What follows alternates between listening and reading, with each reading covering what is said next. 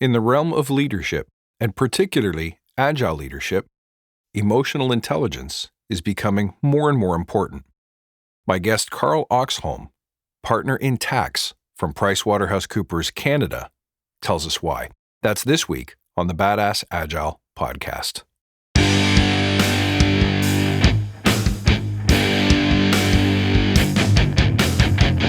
Greetings, team. Welcome to the Badass Agile podcast. I'm your host, Chris Williams.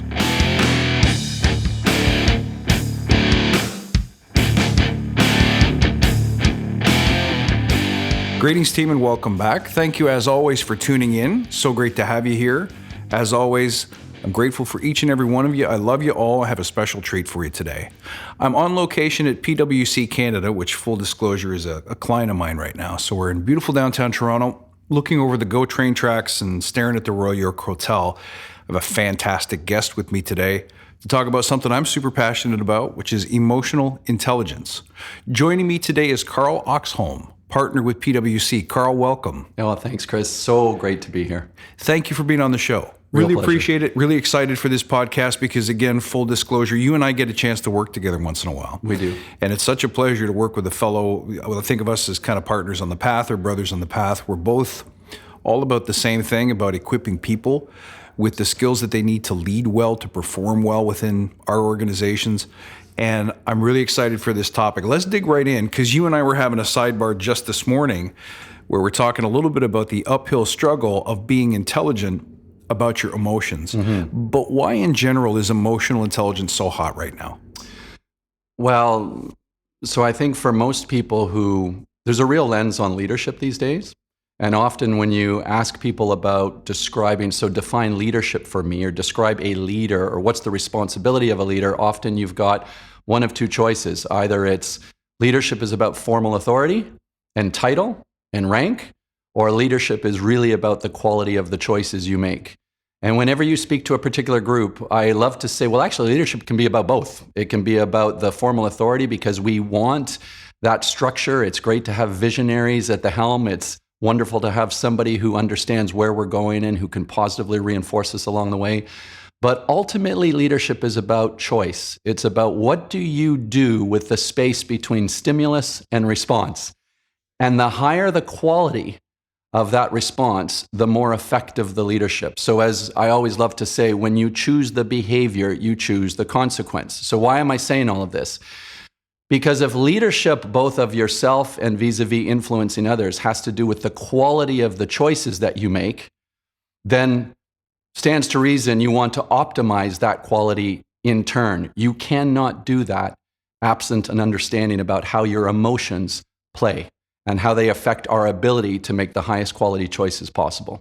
So most people, I think, live not really knowing that there's a direct relationship between stimulus and response. We're just reacting. And I always say that the people should build a shark tank. You know, a shark is a beautiful and powerful thing as long as it's separated by 3 feet of bulletproof glass from you. But if you're in the water right next to that shark, it's a completely different, dangerous thing. So that 3 feet of glass between the stimulus and response, that's kind of a skill you have to foster.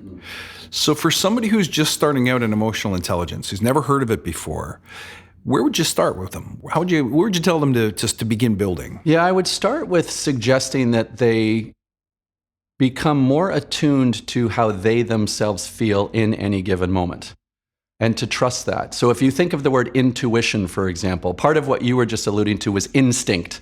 So we would have a survival instinct, and survival instincts have to do with more of a reactive tendency in order to survive. It's a good thing, it's not a bad thing. However, back in the days of roaming the Serengeti, that was fine because really we were hunting or we were gathering or whatever the case may be. In today's day and age, anything you perceive as a threat ultimately will trigger those same instinctive survival instincts. So the suggestion to somebody is to really be more attuned to their intuition. The derivation of the word is inner teacher. So we are consumed with listening to what everybody else has to say about what we should do, who we should be, why we should do those things. And we very rarely pause to ask ourselves, so what do I feel about this? What do I think about this? And so learning to follow that would be my first suggested step. Okay. And how do you get that cognition? Are there techniques that you can use to be more aware of where you're at right now? So you hear a lot about meditation these days, and it's interesting. Some people roll their eyes when they hear it. You could even just think of meditation as conscious breathing, but here's the important part of it, so we understand from research, and actually even research aside, just from our own experience. When you practice breathing consciously, which simply means be aware of the intake and the outflow of your breath, when you do that, what you're actually doing is preparing your mind to understand what it's like to be in that space between stimulus and response. So you're actually preparing the ability to let the thoughts all flow and be jumbled. In fact, most people, when you talk to them about meditation, they say, oh yeah, tried it, can't do it. What they mean is when they close their eyes and they get quiet and they get still, or they try to get centered, they say they can't because the thoughts are flooding their brain. Well, part of the learning is letting the thoughts flow, without actually anchoring to them, without ruminating on them, without actually focusing on those. Just let them be. And that practice starts to get your brain more attuned to what it's like to just be in that space.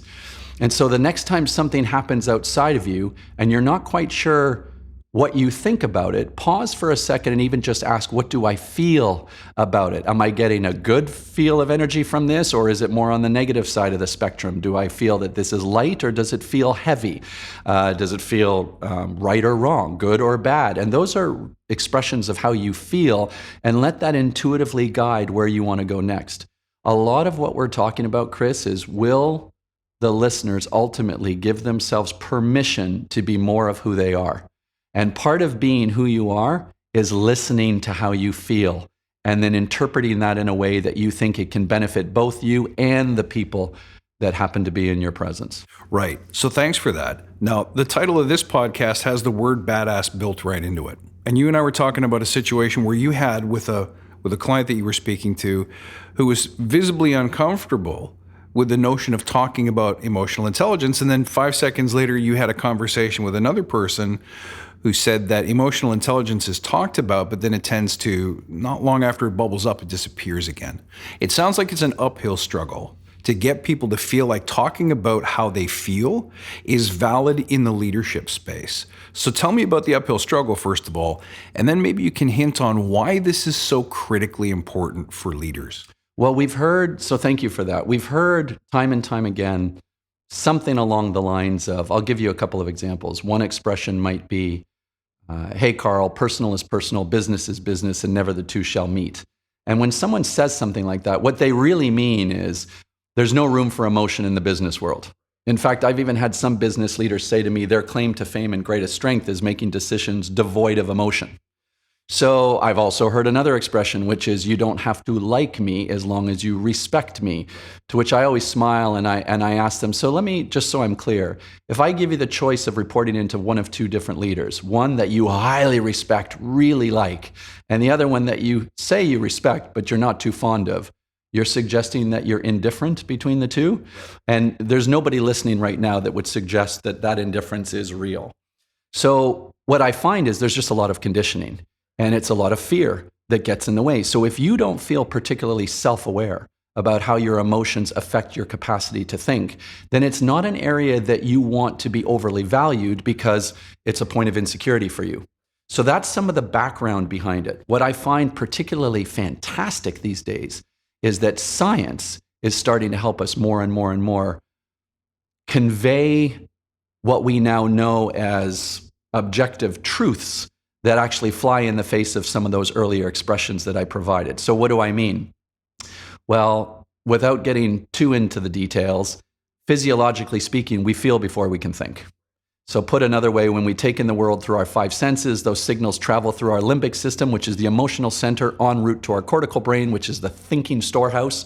So ergo, you feel before you can think. Put another way, your emotional state right now, listener, whoever happens to be listening to this in this moment, your emotional state right now has a direct causal relationship with both your capacity to think and your capability to access the best of those thoughts. Now, Chris, nobody has to believe a word I'm saying. You can just be a student of your own experience. What do I mean? Take the last time that you felt particularly stressed or de-stressed about something and answer this question. How clearly were you thinking? And for most of us, we'll find that it's in those moments where we know we've been emotionally hijacked. We're not thinking at our best. It's not optimal. And so as a result of that, we're usually having to go back to those same people later with something along the lines of, you know what? I am so sorry. I don't know what overtook me. I don't know who that was. I don't know why I said what I did or did what I did, but I'm so sorry. And there's a physiological accuracy to that apology. Meaning you can be so incapacitated at times. In fact, in the legal courts, you can be so incapacitated sometimes you're temporarily found to be insane. And so this is where this can play. Now, leaders of today, if you and I are speaking to a respective boardroom and we say, just want to clarify something. Is there anybody in this room that would suggest we don't want any of you or any of the extension of this leadership team to think optimally for the benefit of what you do in service of the marketplace? Is there anyone who suggests suboptimizing might be a good thing at times? You will never get someone to suggest that. So I smile because on the one hand, that's the case. And on the other hand, given everything I just explained to you, so then how do you not make the connection between an awareness of how your emotions affect you and your ability to influence accordingly? Excellent. Let me ask you one further. In addition to having access to the best quality decisions and the best quality thinking, to my mind, the scenario you described breaks trust with people. And in fact, by apologizing after the fact, you end up being more vulnerable than if you had just gotten in contact with your own sequence of processing and your own reaction to events. So how does emotional intelligence then help build or break trust? Yeah, so it's so interesting. You know, I'm going to suggest to you and to the listeners that our only responsibility in life is to give the best of who we are in service of this moment. That's it. So notice there was nothing about that description that suggested, well, hold on, but only if I'm guaranteed to get this back in return or this back in return or this back in return. So if you stick with that for a second as your leading paradigm, your perspective, the lens through which you look, I'm here to give the best of who I am, everything my experience has taught me to date, everything that my network can provide for the benefit of this team, and I simply want to bring the best of that in service of this moment. Then tell me, how do you erode trust if that's actually your focus? And here's where I'm going with that. If that truly is my focus, and you in any given moment in time happen to disagree with me, what do you think my response would be if I'm really there to just make sure I'm giving my best? It should be open and honest and accepting. You bet. So all of a sudden, now maybe I just don't understand something. Maybe I just need to clarify. Remember, I'm just here to give my best. I'm not here to suggest I've got all the answers nor the right answers. So as you continue to explore accordingly, you really can't get trapped. So where do you get trapped? You get trapped when it all of a sudden becomes more about me, quite frankly. And when I start to think that rather than having a service mindset, how can I be of service? How can I contribute my best to the moment? It really secretly is about, but only if I get a certain thing back in return. So instead of focusing on the win-win, Chris, I start to focus on the win-lose. And if that's the position, then guess what? Very often I might get a little defensive if you take me down some path that suggests that I might not be as valuable as I had hoped to be. But you use the word acceptance and basically non-attachment. So if I'm accepting of this moment and I'm not attached to it because my capacity to contribute and give my best is not determined by anything outside of me, watch what happens when you practice that flow. You don't get stuck. And so here's what else happens. So we get into a jam because you're still not sure where we want to go with it. And so I ask a few questions, and I do that to clarify my understanding, but to really help you get back to your own storehouse of knowledge and insight. You start to see the art of the possible from within. You start to access the best of that. I start to mirror for you how fantastic that is and what strengths you have to bring to the table. And together, because we co-solution something, what happens to the trust between us? Because it's co-created, I have stake in it, so I'm far more likely to stay invested and to behave correctly. And are you grateful at all to me for Of course. Well, so we say of course, but look at what that does to the trust factor. What's the moral of my point here? If you stay the course and you stay focused on how may I be of service, and you bring the best of who you are in service of that understanding in that moment, you cannot steer off that path. By definition, that is going to nurture a greater level of trust because you've helped somebody else also help themselves. And together you've created a 1 + 1 = 3. So you asked about trust. That's where it plays. When you talk from a client service point of view, when I am genuinely passionate about making sure we bring the best of PwC in service of somebody's most pressing problem, you can't go wrong. You go wrong when all of a sudden they say, yes, but you said this and I'm not sure we got to where we wanted to go, and I run and hide, or I point fingers, or I say it wasn't us, or I try to make a scapegoat out of somebody outside of myself. And interestingly enough, in that moment, if I were somebody who did that, I might think I'm actually preserving trust because I'm helping everybody see I had nothing to do with that or it wasn't my fault. But if you stay the course, you stay centered, and you stay focused on how do we get to where we said we want to go, then you actually nurture even deeper trust. Ultimately, and I know you know this because of all of the SEALs training and everything else that you've been a student of, we really want to know what it's like to be in the trenches with someone. We really want to know that if we're going to arm and arm it, are you going to stay with me, particularly when the pressure is on, or are you going to run and hide? And when you learn to access the best of who you are, unapologetically, knowing that that's the best you can give in service of the moment, it will help you stay centered. So this is fascinating because for Agilists and Agile leaders in organizations, we're fighting an uphill battle too, because what we talk about represents change, which I know you can speak to. And one of the biggest barriers, or probably one of the most important skills that an Agile leader needs to bring to the table, is the ability to stay the course and stay steady in the face of massive resistance. So the way it might start out, for example, you begin an Agile initiative and everybody's on board and everyone's loving the concept. But then as you start to roll, failures happen, and we welcome failure. We want failure early because we believe that it's our greatest teaching tool. But the minute failure happens, there's your tiger, right? There's that primitive thinking. Potentially. Right. And so people start to blame each other, and they start to backslide into old ways of doing things, and people get very emotional. So for us, this is super important. How could emotional intelligence help an Agile leader who's pushing an uphill battle against management over which they don't have stripes? They have no real authority to lead and create influence. How can emotional intelligence help change minds? Well, so part of emotional intelligence relates to how self-aware are you? So to what degree are you actually aware of how you feel in this moment and how those emotions are affecting you and the person across from you? So if the objective here is to bring the best of who I am in service of the moment, and I know that I can remain at my best to the extent that my emotions don't get the better of me, it's really about how intentional am I about where I place my attention. So with everything you just described, what is it about my focus that needs to change just because times get tough or because what we thought might happen didn't happen? The reality is too much of what we've done in the past has been connected to thinking that what we have or what we do is who we are, instead of understanding that the essence of you is intact no matter your circumstance. And so learning how to practice being more intentional about your attention is priority number one. So how do companies do that? Well, companies have a little known thing called a purpose. And then from that purpose, which is their mission, which is their why, they have an extension of that, which is a very close extension of that, which is called the values. The values are the behavioral expectations of the brand. They're not optional.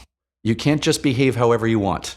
So when you need a tiebreaker, if you're not quite sure where to go personally because you're just not practiced enough in this space, you can never go wrong coming back to, why are we here again?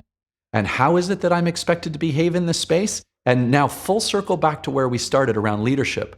If leadership is about making the highest quality choice in the face of whatever happens to be around me, if I do nothing other than promote a level of awareness vis-a-vis how do I feel right now, and How do I align responsibly with the expectations of a given value in this moment? Then I produce what's called psychological flexibility.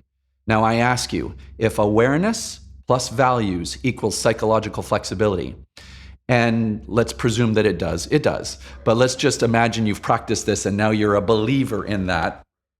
Do you think being psychologically flexible has value in the Agile world?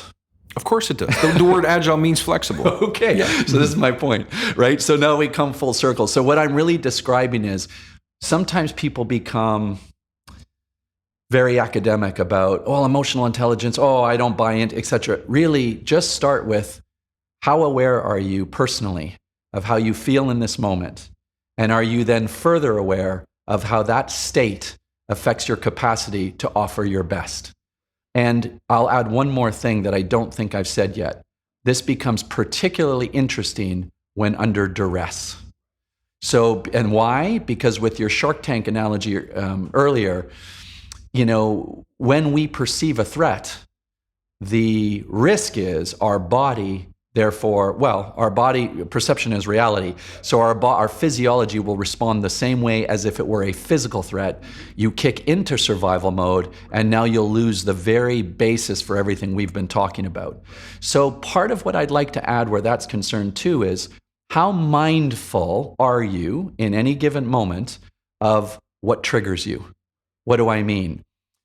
Be aware the next time. There's 4 primary emotions: mad, glad, sad, scared. Mad, glad, sad, scared. Mad, glad, sad, scared. The next time you are triggered into any one of those modes, just be mindful in that moment of what caused the trigger. Now, here's why that's important. Because let me ask you a question, Chris. How easy is it for you to change something you're not aware of? Impossible. Okay, impossible. Love that. A lot of people sometimes hesitate when I ask that. So yeah, I love it. It's impossible. So here's why I share what I just shared. At least when you start to become more aware of what triggers you, you're now positioned beautifully to do something about it. You can't change something you're not aware of. So the next time you at least become self-aware enough to realize you're triggered, you can pause, you can take a deep breath, and then I suggest you ask a few clarifying questions, because you've probably either misunderstood something or maybe there's a different angle that you could take. Right. So to my mind, if you walk the halls here at PwC, you can see that people are increasingly challenged to do more with less, to produce more in a shorter period of time. And in general, the devices around us, the stimulus, just look out the window at all the progress you can see, new buildings going up, traffic jams in every corner. You spoke about duress. Is emotional intelligence becoming more important as the conditions of our society and the workplace change and become more demanding? Well, critically so. So for example, I'll give you another formula just because it's a fun way to capture what we're talking about. So there are some schools of thought out there that suggest that productivity equals time times intensity. Okay, so let's answer your question that way. Everybody's being asked to do more with less is the way you framed it, which means I need to be more productive. Highly efficient, highly effective. In fact, I need to do more with less. Fine. Okay, well, you've got 2 dimensions you can work with. You can work with time, or you can work with intensity vis-a-vis the variables. Now, I think we're all aware that time is finite, right? 24 hours in the day. So let me ask you, if we were talking to somebody else right now and we said, describe your level of intensity at any given moment to produce the very things that you're hoping to produce, it becomes a very interesting conversation. Why? Well, part of it is you also alluded to in your opening comments there around look around you and notice how pervasive technology is and et cetera. Well, those can also be distractions if we're not more aware of how they fit into what it is we're trying to accomplish. So part of our focus involves making sure we are using the tools and the tools don't start using us. As soon as the tools start using us, it immediately, by definition, gets in the way of our focus. Put another way, or hand in hand with what you just expressed, I will often hear people talk about being masters at multitasking. Well, here's in case your listeners haven't heard this before, it's physiologically impossible to multitask. We only have one central processing unit, unlike the computers that can have multiple. So while a computer looks like it does multiple things at once, the truth is it has different CPUs operating to convey that appearance. We have one CPU. So the way our brain works is you focus on something, and as soon as you bring your attention to something else, you toggle between what you were doing and what you are now doing. I ask you, just from a plain, pure, commonsensical point of view, when you toggle, is it not remotely possible that you might lose just a little energy? Of course, there's waste. In fact, there's statistics around that the greater the number of tasks that you switch between, the higher the overhead of the context switching. So then let me come back to this. So now we've established then, so the intensity of our focus matters. And so we want to up the quality of that. And you asked me, does emotional intelligence have anything to do with our ability to focus? Well, I would say to you, here's the best litmus test for you. The next time you're highly distressed, just tell me how sophisticated is your target, is your ability to focus in that moment on what matters most to you. And if the answer is, oh yeah, I'm totally unscathed, well then why is it we're so often apologizing later? If we were really intentional about our attention, then intention transforms, attention energizes. So to be intentional when you wake up in the morning, do you know of anybody, Chris, in the circles that we have ever come across that intentionally try to derail the people around them? It's a small number. It happens, but in general, it's a small number. Not common, yeah. And the ones, by the way, that leads to another thing. The ones who do that, or they've conditioned themselves to do that, we're very sophisticated at rationalizing why it was okay. But the ones who do that do it from a source of insecurity. Of course. The only reason any of us are ever difficult to deal with stems from one common denominator, which is a level of insecurity. How do we know that? Because if you really trusted what I said earlier, which is, you're already whole, you're complete, your only responsibility is to give the best of who you are in service of this moment. So knowing that, understanding that, let me ask you, if you really believed what I just said about you're whole, you're complete, you're just here to give the best of who you are in this moment, is there any reason for you to attempt to make someone around you feel lesser than in order for you to still feel whole or complete? Of course not. It has no value to your own self-perception. You bet. So now all of a sudden, let's take a look though and observe how many times we watch people behaving in a way that does try to make a lesser than out of someone else.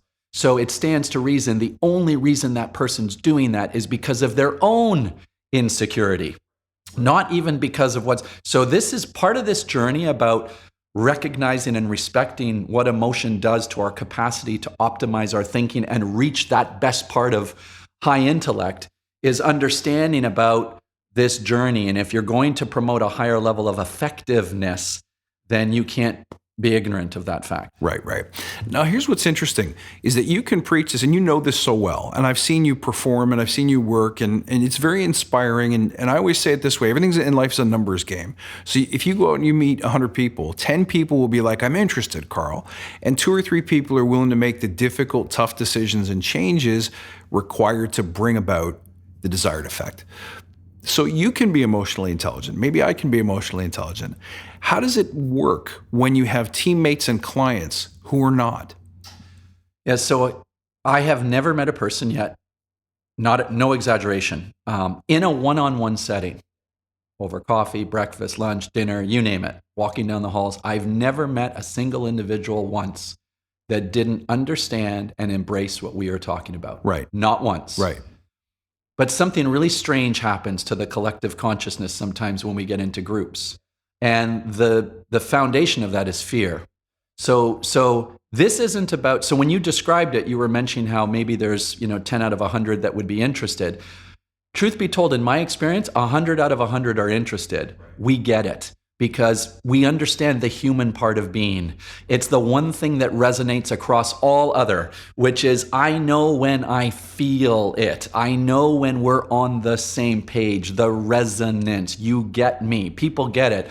But the fear can be so intensely conditioned that, however, Carl or Chris, if I go down this path, and it doesn't end up being valued by my company, I don't end up making more money because of it, it's not going to position me better for the promotion because leader X really doesn't seem to value it, then I'm sorry, but I'm not sure that I can go down that road, which is ironic given everything we've just talked about vis-a-vis choose the behavior and you choose the consequence. Also, if you're going to maximize the influence you have on yourself and thereby influence, how you can affect others, because let's face it, you can't give what you don't have, there's no getting away from it, is I guess the way I would put it. Having said that, this isn't about judging anybody for not having practiced it that much. This is about just understanding and promoting a different level of awareness from which we can start to slowly practice our understanding of this just a bit more and a bit more and a bit more. Right. So in conflict situations, you mentioned something interesting, that it's not about looking down on someone who's not a practitioner and is not fully engaged and fully self-aware. But when you get into conflict situations, if you're stoic and able to observe things and not deflect, but manage your state properly, and somebody else isn't, they're just going to go and keep firing barbs and throwing insults and walking out of the room or stonewalling or doing whatever they do. And I'm so fascinated with how emotional intelligence can maybe help without having to teach it to them. In effect, by being a flame, being a fire that people want to move closer to. I'll give you an example. Someone here at PwC, same level as you, partner level, was in a conversation with their team and a customer the other day. And we missed. There was just something that we didn't do correctly. So the client was like, this is great, but it's not what we wanted. And the partner stood up and said, that was my miss. I miscommunicated and misunderstood what you were truly looking for. And I think when you do that, doesn't that create and diffuse a lot of the defensiveness and these guys really didn't do a great job? To my mind, simply being that example is extremely powerful. So you've said so much there. First thought off the top of my head, when someone's actions are speaking so loudly, we can't hear a word they're saying. So people are watching. So be very mindful of role modeling the very thing we're talking about. Secondly, research in the world of academia have been very clear about saying there are three things more than anything else that will determine our effectiveness as a leader. The first is our willingness to acknowledge a mistake. The second is our willingness to acknowledge when we don't know something. And the last is how often do we make a habit out of first seeking to understand someone else before needing to be understood? Why? Those three cornerstones have to do with authenticity, adaptability, and empathy. So the example you just gave, there's a reason why that worked well. And the fundamental reason vis-a-vis the role modeling was this. When that partner stood up and said, that mistake was mine, guess what in that instant they did? They gave everybody in the room permission to also make mistakes. They also realized in the face of that client that, you know what, you're willing to acknowledge that. That I like to work with. Because really now all we're talking about is maybe you didn't understand the parameters, but that's just content. The structure within which we're going to operate is the kind of structure I want to operate within, which is shoulder to shoulder, arm in armor, us against the issue, never against each other. But the last thing I want to say, because you hit on it, is as follows. Speaking of role modeling. So Chris, this could never happen in a million years, but just for the sake of this discussion, let's have some fun. You come into my office, you close the door, and you proceed to attempt to tear a strip off of me. Okay, now I chose my words very consciously there to say attempt to, because you can't push my buttons without my permission. Right. You also said chose to, which is an interesting choice. Yeah, so you can't activate, only I can activate my buttons. But this is how this looks in motion. So you come in and you're yelling at me. Now, I sit back and just earlier during this conversation, we said nobody is difficult to deal with for any reason other than one. They're resisting something. They're challenged by something. And by that, I mean that resistance is actually taking on a different form. So I understand that. I recognize that. I'm not going to make this about me. I know you're trying to because you're yelling in my direction, but I'm not going to go there. So guess what it affords me the opportunity to do? I can actually stay compassionate in the face of you yelling at me, because I know that there's no way that any leader on the face of the earth would walk into my office, close the door and yell at me and think that that is leadership 101, that you're actually going to inspire me. So here's how this plays out. I respond in one of two ways.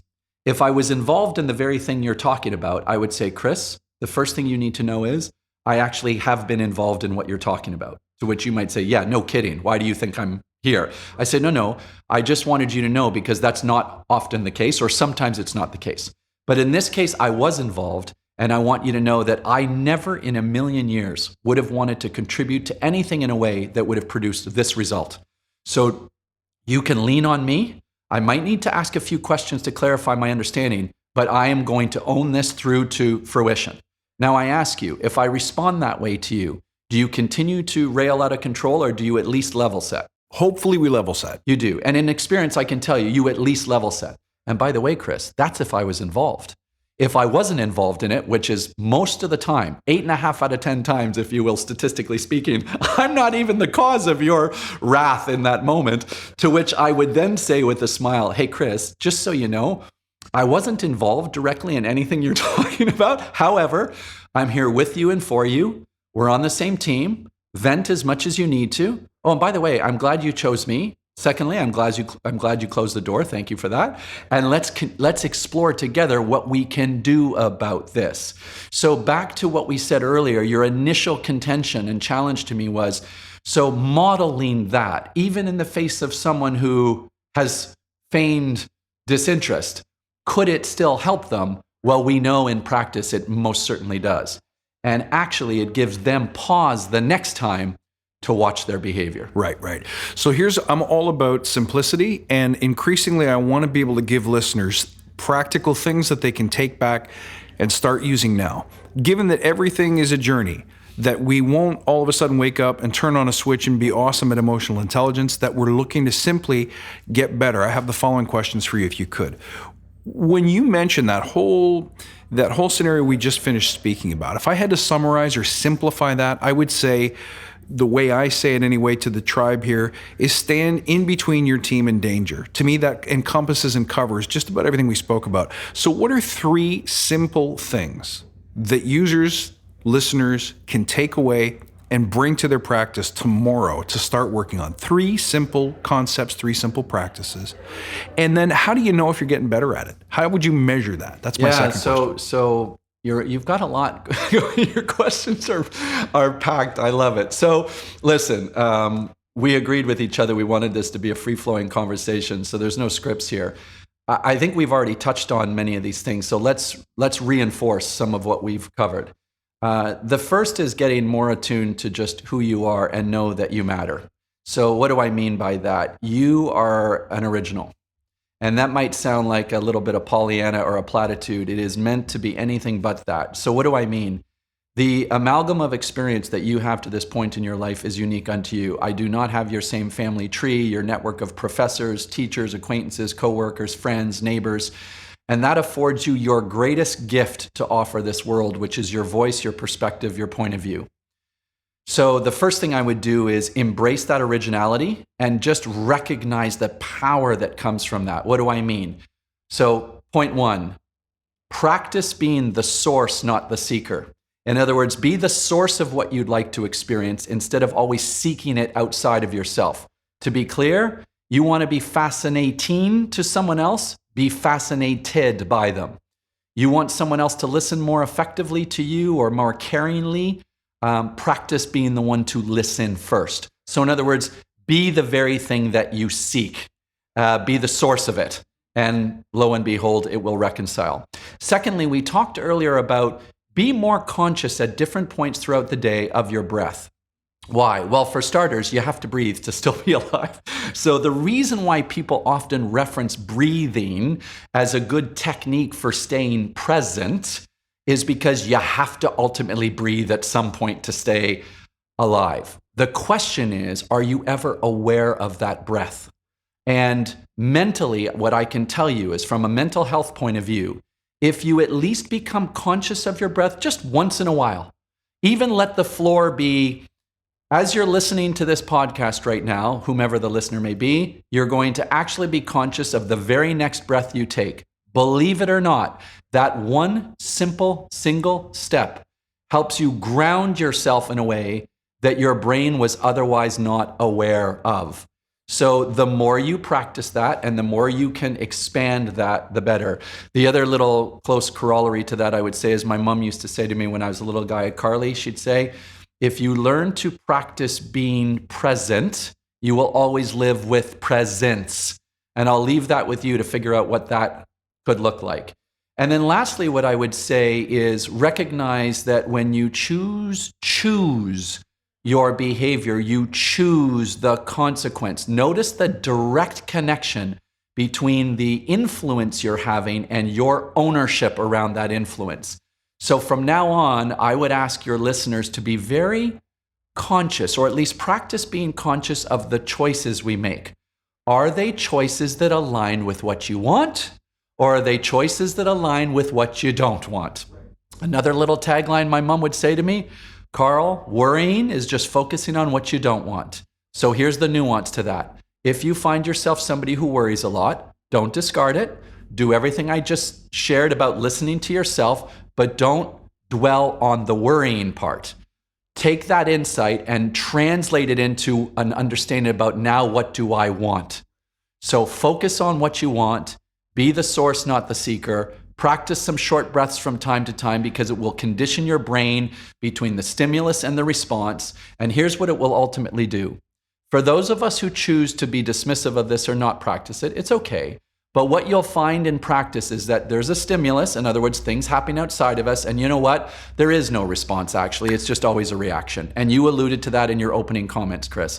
What we want, actually, forget what we want. I'll offer this as a question to your audience. Do you want to be somebody who instinctively reacts or reflectively responds? And I'll leave it at that. Both in terms of who would you choose to want to be in the presence of, and therefore who do you think others would like to experience in you? Right. I think we all understand the answer to that has got to be we want the reflective response, because the scenario we discussed before, standing in between your team in harm's way, creates a feeling of safety, which ultimately so many of us crave in very deep ways. And can I add one other thing to that? Of course, absolutely. In your example, when you talked about standing in between as that buffer, let's talk about something else that was very, very important back in the day. The reason why people were okay with leaders on the front lines getting their choice of bed and the first to eat and all of those little perks that came with senior leadership was because people understood that if we need to go into battle, guess who has to lead the way and go in first?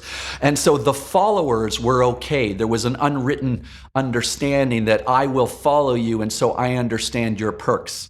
Another way of saying it is the reason why effective, inspiring leaders make multiples is because they create a multiplier effect. But here's what we need to understand. For anybody who's listening to this that thinks I am deserving of X because I am a fantastic leader, but we have no followers, or we think that, we're actually not producing the multiplier, and yet I still think I'm entitled to it anyway, the logic doesn't stand. So putting yourself in that harm's way on behalf of the team not only allows them to stay centered and not be emotionally hijacked, but it's part of your responsibility. It's part of what you signed up for. The reason why you're paid more is because it can be very lonely at the top and tough. Of course. But you need to shoulder that for the benefit of everybody else to behave at their best. Put another way, if at the 11th hour, when the pressure is at its most excruciating best, so to speak, if the only thing you do is succeed in incapacitating the very people that you needed at their best, then you are a leader in title alone. But you are not a leader in substance. And so that's why it comes full circle. Right. Is this a competitive differentiator for companies? So what do we mean by that, essentially? Well, let's go back to our earlier contention. We are here to give the best of ourselves in service of a worthy cause, in service of a mission. So at the end of the day, if we are maximizing our effectiveness by virtue of maximizing and optimizing our thinking capability, then you tell me, whatever the mission is that we have at the forefront of our brain, our very reason for being, our why, if you will, and we're doing everything we can to optimize our capability sets to deliver against that, good, bad, and different? Of course, makes perfect sense to me. Makes perfect sense. And the only thing that so-called competitors will do that become relevant is actually not act as competitors, but rather as teachers. In other words, if I'm consumed with what the client needs and I'm wholeheartedly invested in giving them the best of what we've got to help them solve their problems, and somebody else comes along to come up with some content that might be particularly novel for their business issue, that's a teachable moment for us. But one of the things I can strive for is to make sure it's only in the content space that they become relevant. Because as far as the experience is concerned, if we're actually self-aware enough and emotionally intelligent enough and committed enough to deliver otherwise in a way that aligns with our mission, well, there is no need to focus on competition. And I hope people understand what I mean by that. That is a position of focus and care and purpose, not a position of ego and arrogance. This is about service, and this is about delivering, or I just did an episode on delighting customers. That's really what this is about. So let's recap for the tribe the 3 things that you wanted them to take away, which were excellent, which is number 1, bring you, which is bring the authentic you. Number 2 is take time or practice awareness. Start with breath. It's the simplest example because you're doing it whether you like it or not. And then the third one was focus on where you want to go. So be intentional. Yeah. I don't mean to add my own words to that, but I think what you really said was be intentional. So guys, bring that to your practice next week. Carl, there needs to be a book about this. I mean, I know there's the classic book on emotional intelligence, but the insights that you bring are so tactical and so meaningful at the business level. There needs to be a book about this. Can we get you to write one? Can we get you to make an audiobook, something? Thank you so much for that, Chris. Well, I'm happy to say, so I am writing one. Good. And I think the nuance to it, and I'm so grateful to you for this time together, for everything you do, and for the opportunity to co-create together. What I will tell you has been told to me about what's unique about the book that I'm going to be offering is that it takes what we're talking about and it infuses it through the business lens. So often, a lot of the subject matter can be gleaned from amazing people out there, and this subject has been around for a long time. What we find in practice, though, is that people get their hands on this. They're not quite sure how to apply it in the business context. And within the PwC world, we're experts at business.